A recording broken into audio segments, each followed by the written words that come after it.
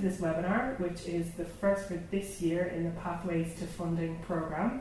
So Pathways to Funding is a joint initiative with the EDGE Marie Skłodowska-Curie Co-Fund, with SFI Centres ADAPT, Amber and Connect, and the Trinity Long Room Hub.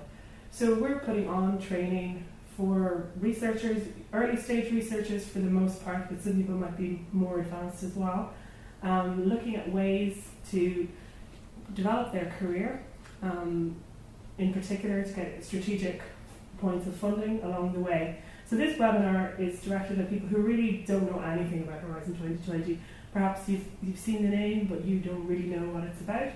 And we're going to go through what it is, what the terminology is. We'll try and explain a few acronyms, explain how the programme works and how you can get involved.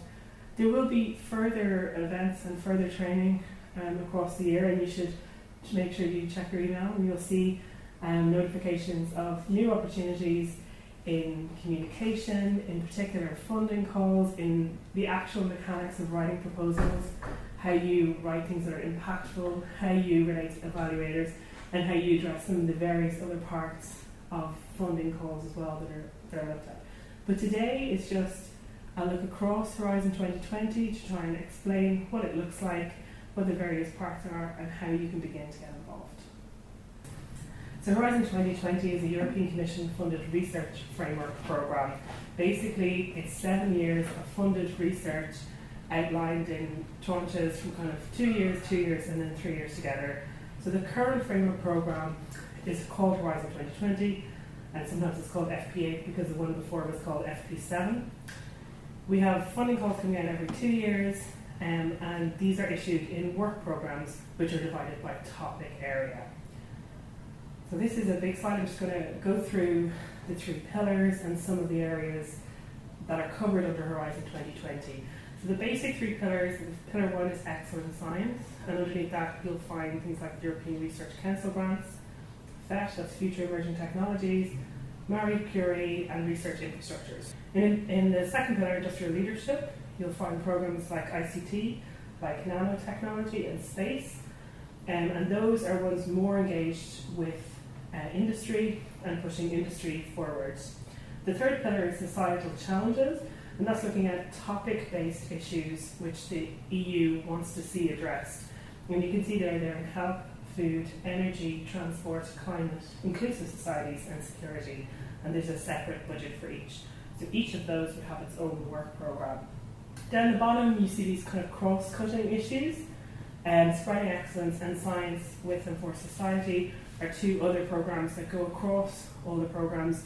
And then you see in the bottom you have a couple of other agencies. We're not going to dwell on those today. So you can more or less divide Horizon 2020 into 2 types of calls. They're bottom-up calls and top-down calls. A bottom-up call simply means that the researcher dictates the area of the research program that they're going to do. The work program would ask for particular things or particular kinds of research, but would not dictate what the researcher actually looks at. So examples of these are in the European Research Council, the ERC grants. Those topic areas are dictated by researchers.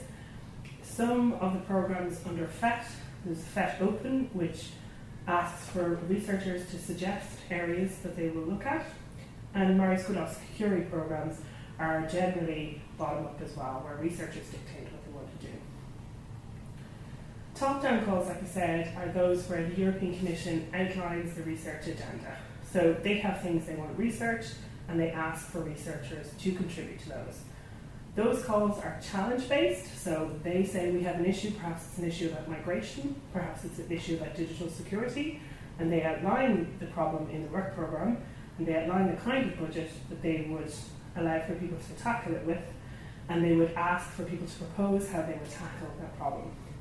So, as you can see, societal challenges would fall under top-down calls, and some of the industrial leadership problems will come under top-down calls. And they're looking for a particular impact or outcome. So you'll see impact a lot across Horizon 2020. They're looking for a result, a particular result to address a particular problem. So I'm going to talk a little bit about individual grants first. The 2 most obvious individual grants are Marie Skłodowska-Curie individual fellowships and European Research Council grants, or ERCs.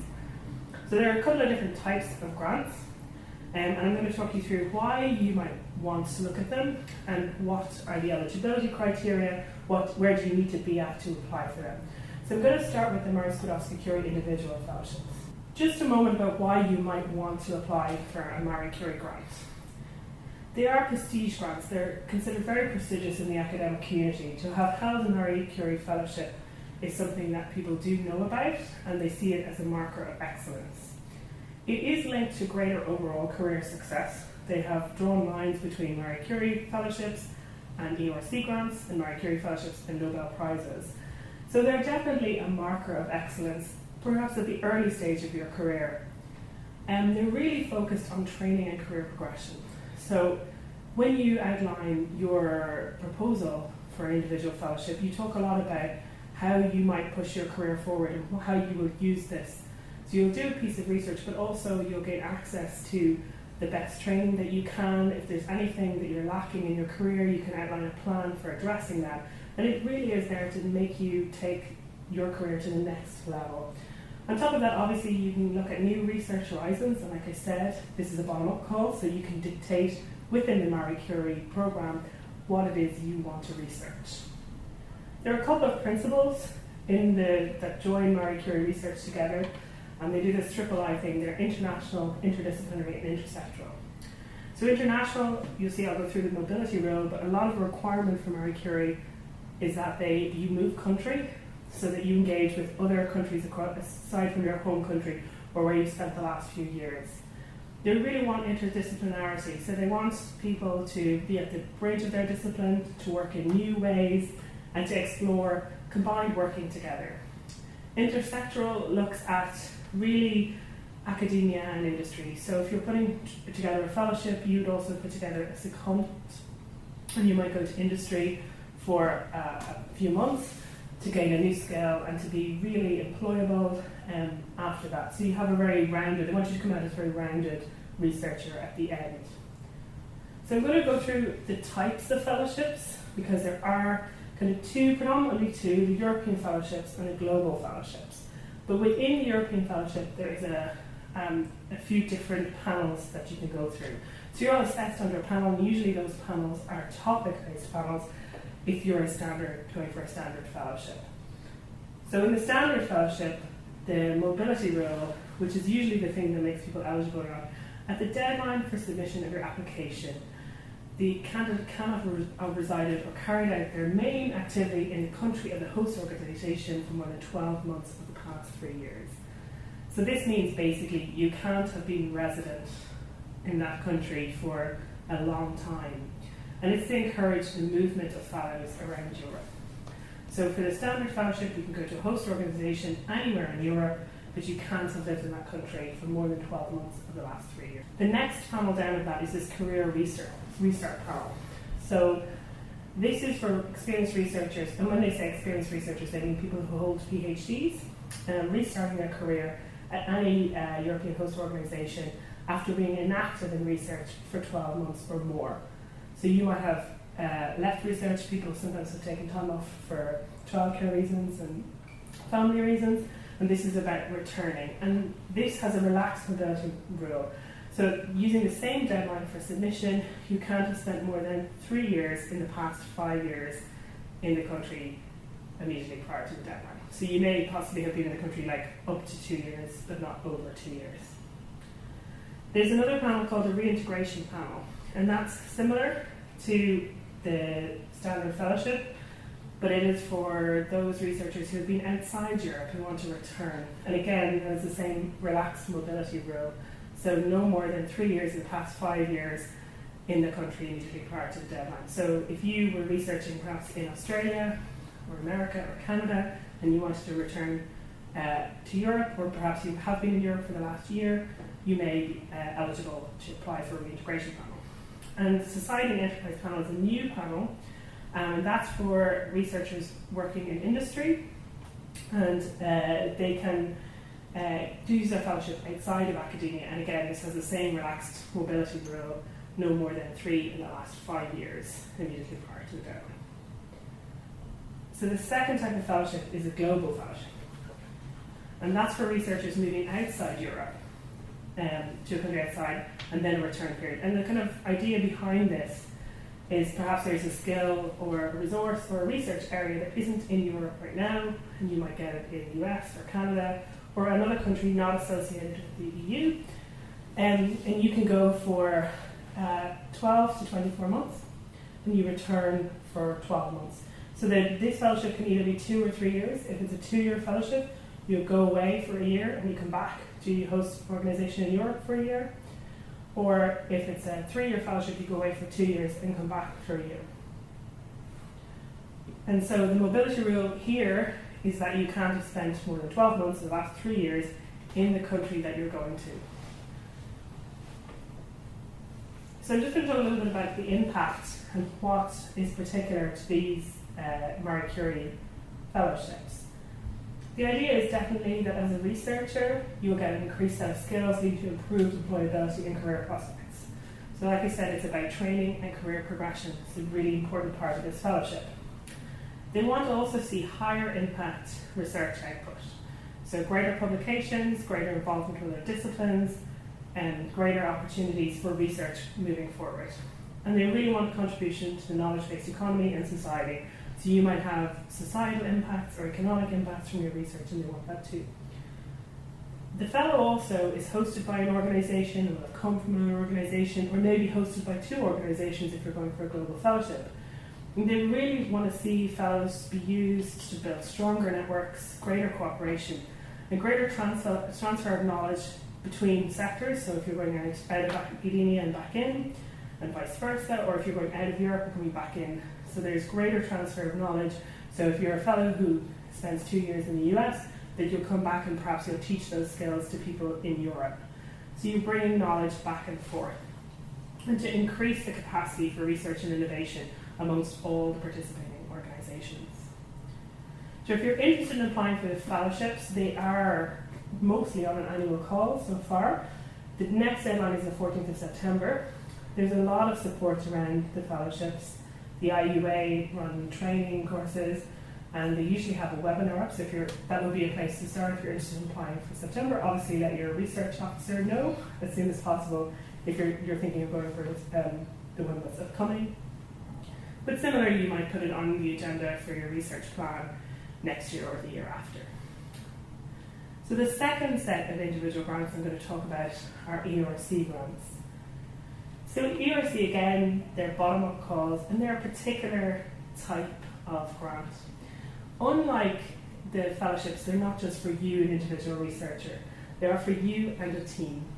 So people see these as the next step to building, going from being a researcher to running a team, or if you're an established researcher, growing your team as well. These type of ideas for ERC are ones that cross disciplinary boundaries. They should be pioneering ideas in new and emerging fields. And they should be unconventional, innovative in their approach, as well as the topic that they're looking at. And they look for projects that are high risk, high reward. So these are not projects that are incremental, they're projects that maybe perhaps bring about a paradigm shift in the research area. They're looking for people who really push the boundaries. It's all about frontier research. So they're more or less divided into 3 areas for your purposes. It's a starting grant, a consolidated grant, and an advanced grant. And these are divided basically on how far you are after your PhD, and the PhD date is the date on your certificate, so the date you are awarded at graduation. Starting grant is 2 to 7 years after your PhD, and that grant is for up to $1.5 million for up to 5 years. You can have a shorter amount of time and pro rata a shorter amount of money. So you can see how that would be maybe pay for some of your time and pay for postdocs and PhDs under you. The consolidated grant then is up to 12 years after your PhD, and that's up to $2 million up to 5 years. And the advanced grant is for 12 years plus, and that's $2.5 million for up to 5 years. So in terms of eligibility, those people who have had children, or women who have had children, maternity leave adds 1.5 years per child, up to 3 children, to that line of where you'll be eligible. Documented sick leave would also count in terms of moving the line as well for you. But if you are exploring that, you need to be very careful that that information is all documented and available and certified from your HR. So, because those lines are not that movable. And they usually go from the 1st of January, but we have a new call coming out every year. These calls come out annually. So while we're still right now waiting for the next call, we have some idea of what's coming up.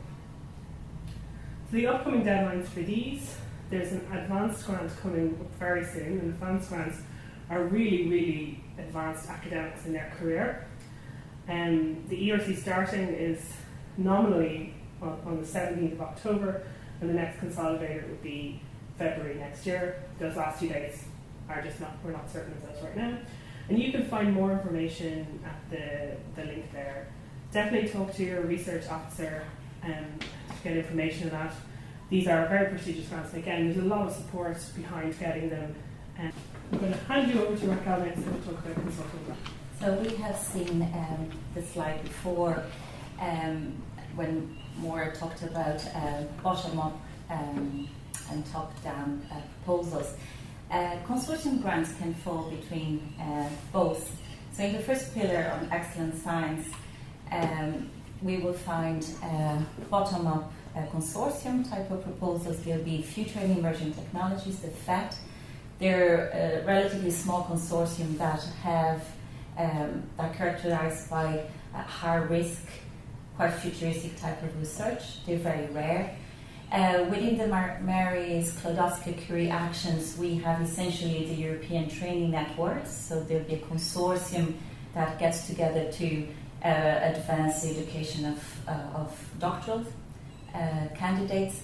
And we also have the research infrastructures that tend to be quite large consortium.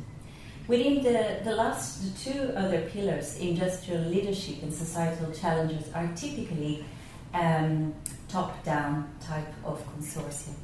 Very relevant to us in our centres would be the industrial leadership, where the calls will specifically focus on ICT as well as nanomaterials and also space and biotechnology. But more increasingly, we see nanomaterials and ICT being a recurrent theme in the societal challenges as well. And so it's important to also pay attention to this third pillar, where you might find very interesting top-down calls as well. So I'm talking about a consortium. What does it look like? So according to the Commission, the minimum number of members in a consortium are 3 member states or associated countries.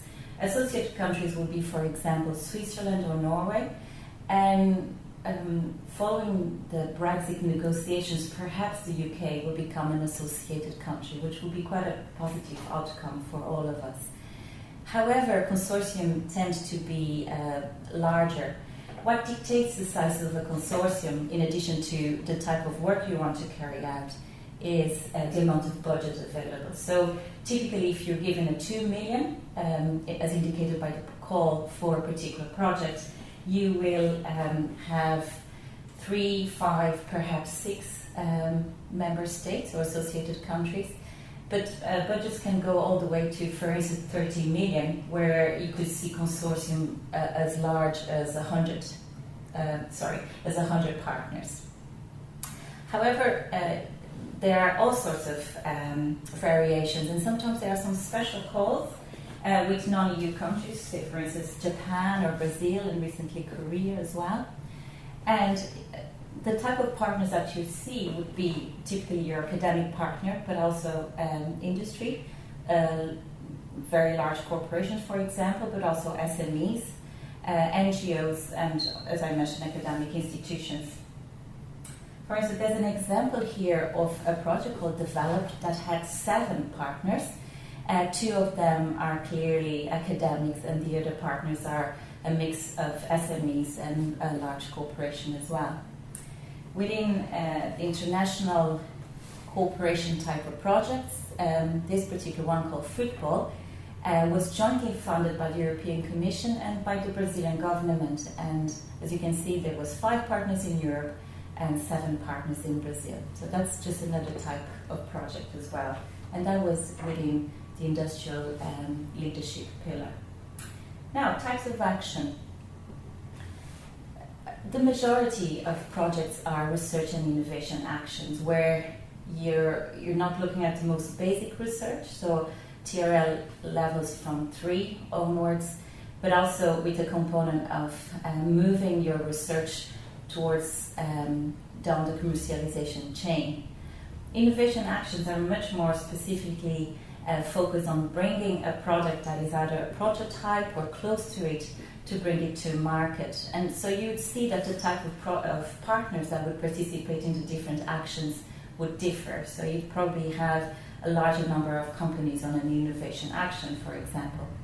Coordination support actions are designed to mobilize stakeholders to look at bringing together stakeholders in Europe that are interested in a particular topic and could be anything from policy development to student awards. You could be looking at designing future work programs. So this is a way that the Commission has found to delegate some of their work of putting work programs together to a consortium or a number of consortium.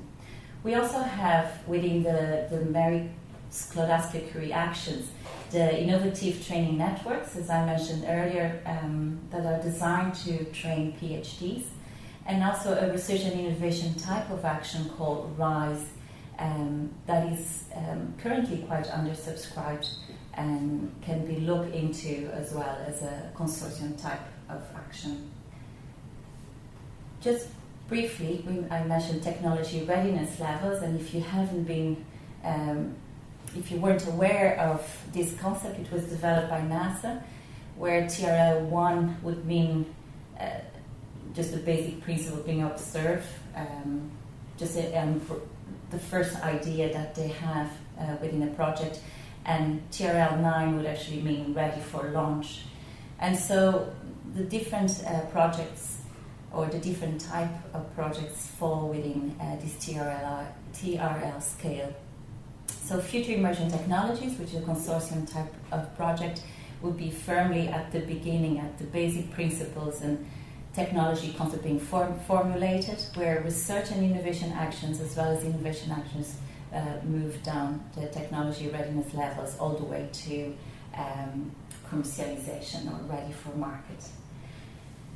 Now, how is the work divided between partners on our Horizon 2020 project? When Horizon 2020 proposal is funded and is called a Part B, through a process of negotiations where in reality the Commission will dictate most of what takes place in the negotiations, your proposal will become what is called a description of work or a description of action.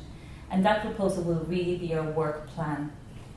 Typically in European projects you see words such as work packages, which would be smaller projects within your project that have clear leaders, they have tasks assigned to it, and all this is developed with a strict project management framework where you have words such as tasks, milestones, and deliverables.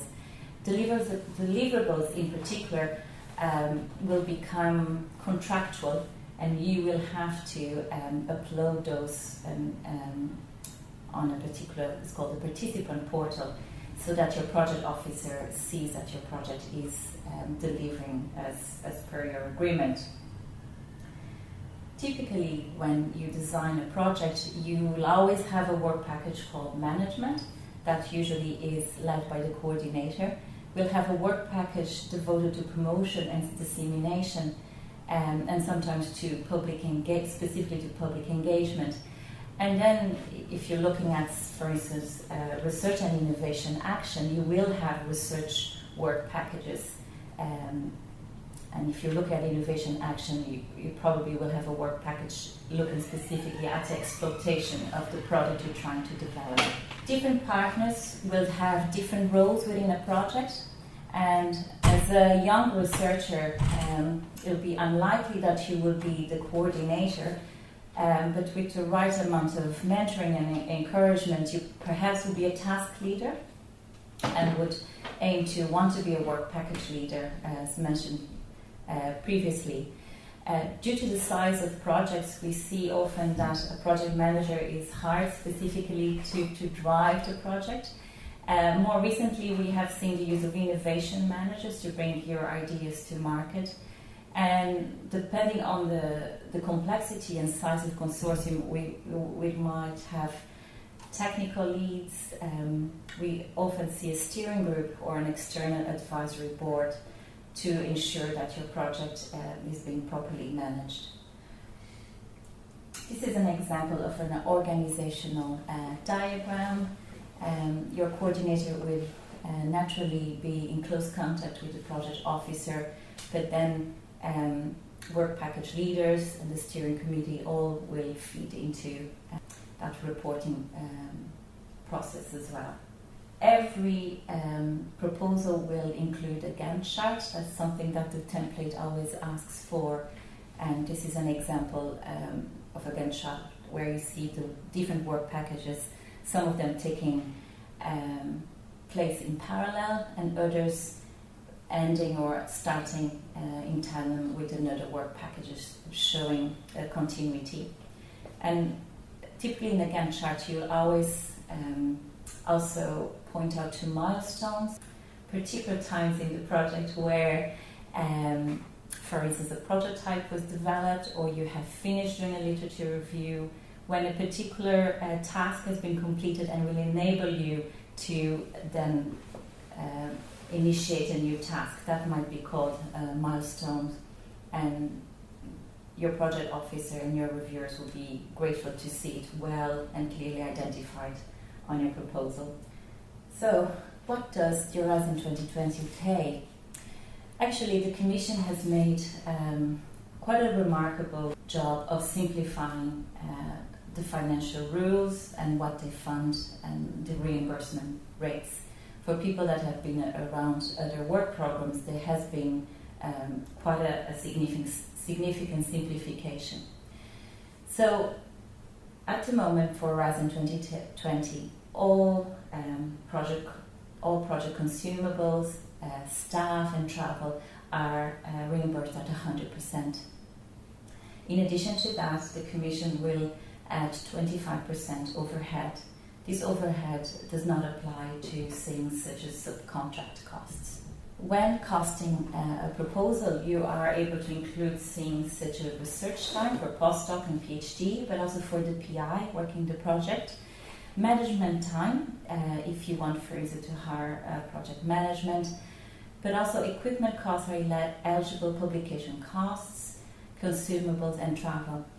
Because of the large focus on open access and open science, the Commission will definitely be open to paying publication costs so that your publications are widely available. Obviously, in terms of salaries, costs differ significantly around Europe, and so in order to balance those differences, you will be asked to report your effort in terms of person months, that are sometimes called as man months. And so for each work package and for each task, you'll be able to allocate a number of man months that should really represent the effort that goes into the particular task that is in hand. If you are an early stage researcher and you are looking to join a consortium for the first time, and depending on your experience and expertise, there's a number of things you can do. If you have a really good idea and you have the support of a supervisor or a mentor, you could actually decide to coordinate a project. However, given the success rates and the amount of time involved, you probably would be a better bet to become involved initially as a task leader or a work package leader in an ongoing proposal. Ideally, if you work in a group where the PI you work with is quite active in European funding, asking him to introduce you to his networks or offering to effectively work and write parts of the proposal is an excellent way to make your first inroads into European funding. There are a number of networks, so in addition to the ones that you find yourself embedded through your own research group, you'd have your own university or research institute networks. There are a number of other networking opportunities that you should avail of. For example, COST is a European initiative designed solely for networking. If you go into the COST website, you will see a really large array of topics and networks that are specifically designed just to exchange ideas, and a lot of the time those networks lead to further funding opportunities. The networks also tend to want to self-perpetuate, and they keep writing follow-up cost actions, or that means networking opportunities. The Commission makes quite an effort, and that's well publicised, to announce the different opportunities they have, both currently but also up to a year or two ahead of particular calls. For instance, one that is quite relevant for the ICT realm is the ICT Proposals Day. This is quite an interesting event to attend because not only the Commission will present all the topics for ICT, but they will also have all their project officers.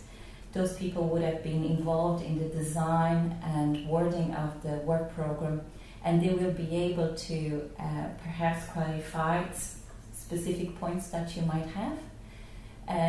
It's also ideally designed to meet new partners and to network, and to that end there is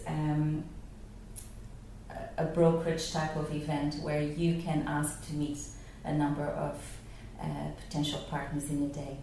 Also, within the joining a consortium and knowing what's out there, the Commission, for all the three pillars that we've seen, the Commission publish every 2 years a new work program. So how to find a work program for a particular pillar? Work programs are clearly advertised in the European Commission participant portal. Another way to find work programs is to contact your national contact points, and all their information can be readily available on the Enterprise Ireland website. Also, your own EU support team within your own research institution will be able to provide you with the latest work programs. At the moment, work programs are in draft form, and so it's an ideal opportunity to plan a workload for the next 2 years and to early start to network and find partners that could enable your participation in one of those proposals. As I mentioned, when you attend brokerage type of events or Proposers Day organized by the Commission, you also will have access to the work program. And for instance, for the ICT Proposers Day that will take place in Budapest in November this year, the registration is already open.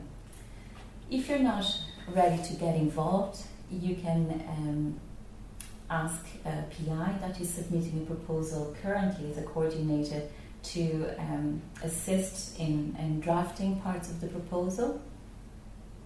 And if you don't know how to go about, or if you don't know who's currently involved in putting a proposal together, we'll be quite happy to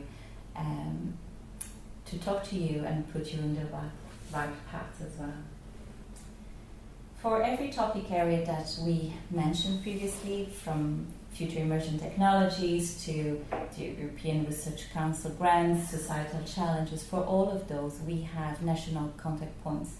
We're quite fortunate in Ireland that we have a good national contact point network, and also due to the size of our country, we have perhaps more personalized support than in larger countries in Europe. And as mentioned, that network is very active. One thing that is very easy to do is to join the mailing list of the national contact point person that is closer to your interests. For instance, if you're interested in transport, there's a national contact point, or ICT in general.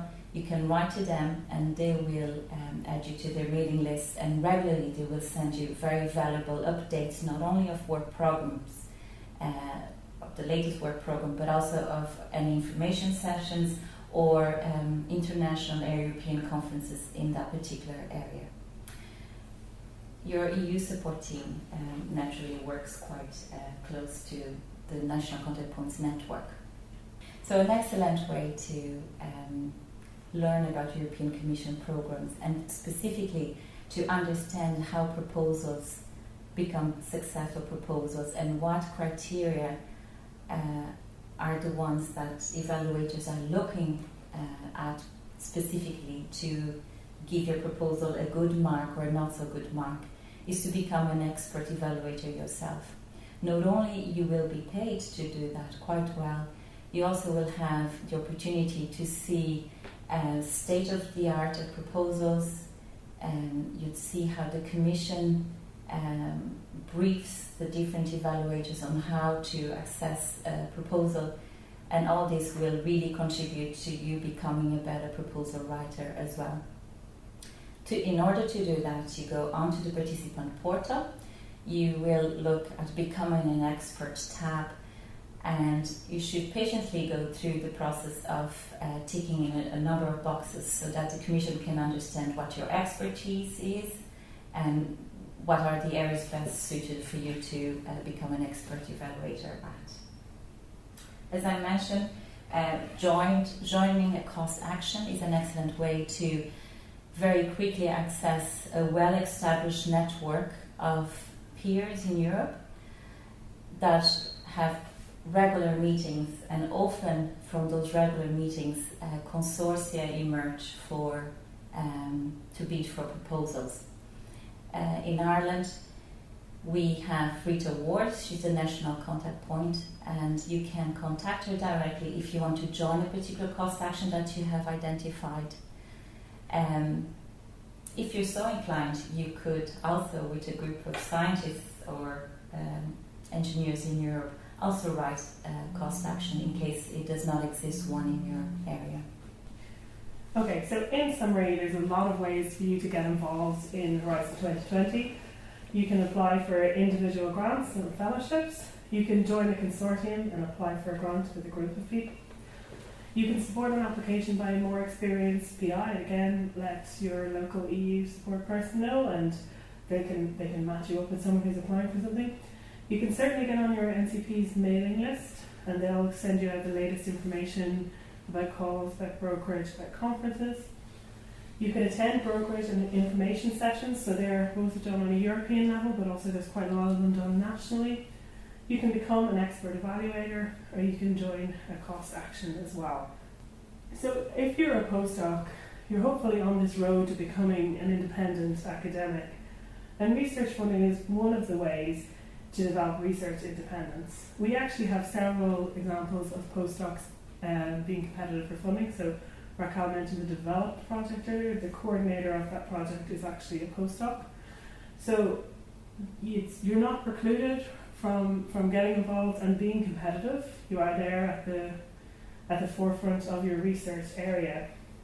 Prestige grants like the ERC should really be part of your career plan. They are a way of stepping forward and getting out there, going beyond where you are and taking you towards independence.